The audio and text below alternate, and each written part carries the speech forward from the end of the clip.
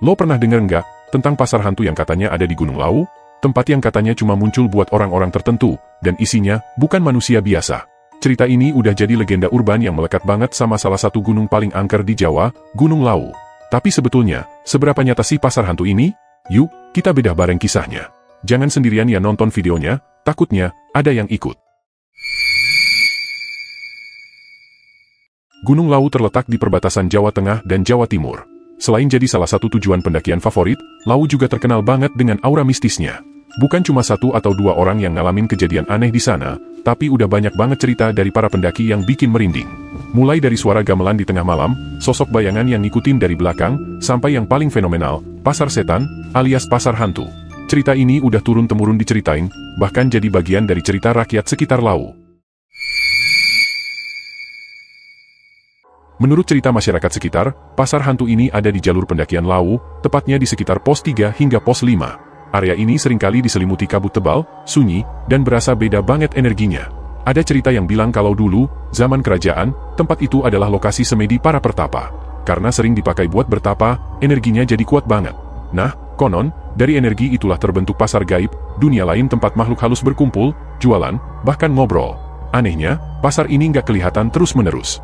Cuma orang tertentu yang bisa diizinkan ngelihat, biasanya yang hatinya kosong atau pikirannya lagi nggak fokus. Kadang muncul suara riuh kayak pasar, bau kemenyan, atau suara orang nawarin dagangan. Bayangin lo lagi jalan malam-malam di tengah hutan, tiba-tiba ada yang bilang, mau beli mbak? Nah, cerita-cerita dari pendaki ini makin memperkuat kepercayaan tentang adanya pasar hantu. Salah satu kisah yang sering diceritain adalah dari seorang pendaki bernama Didi. Saat itu Didi dan teman-temannya lagi naik lewat jalur Cemoro Sewu. Di pos 4, mereka dengar suara rame banget. Padahal udah jam 11 malam. Ada yang jualan, ada yang ketawa, ada yang teriak 2000. 2000. Mereka kira itu rombongan lain, tapi anehnya nggak ada cahaya lampu atau senter. Mereka sempat nyamperin suara itu, tapi begitu deket, semua suara hilang. Yang tersisa cuma bau bunga dan kemenyan. Seremnya lagi, salah satu teman Didi sempat dikasih bungkusan plastik hitam kecil. Pas dibuka setelah turun gunung, isinya tanah basah dan tulang ayam. Ada juga cerita dari pendaki cewek yang tiba-tiba ditawarin wedang jahe di tengah kabut. Karena haus, dia minum. Katanya hangat banget, enak banget. Tapi pas sadar, dia sendirian dan minum dari tangan kosong. Menurut para spiritualis, pasar hantu ini bukan sekadar tempat gaib, tapi juga simbol. Dia muncul untuk nguji mental dan niat pendaki. Lo naik gunung cuma buat gaya-gayaan, ngerusak, atau ngomong kotor, bisa-bisa lo diundang masuk ke dunia mereka. Banyak orang percaya, kalau lo dengar suara-suara itu, jangan dijawab. Jangan tergoda. Karena sekali lo jawab atau nerima sesuatu dari mereka, lo dianggap udah transaksi dan bisa susah balik. Makanya, orang-orang tua sekitar Lawu selalu bilang, jaga sikap, jaga pikiran, dan jangan sompral. Alam itu bukan cuma tempat fisik, tapi juga spiritual. Pasar hantu di Gunung Lawu bisa jadi cuma mitos, atau mungkin juga nyata.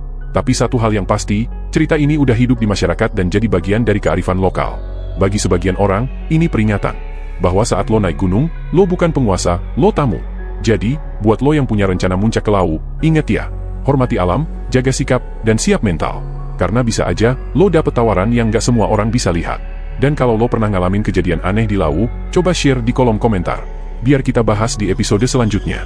Jangan lupa subscribe, karena masih banyak kisah horor lainnya yang bakal bikin lo mikir dua kali sebelum naik gunung sendirian.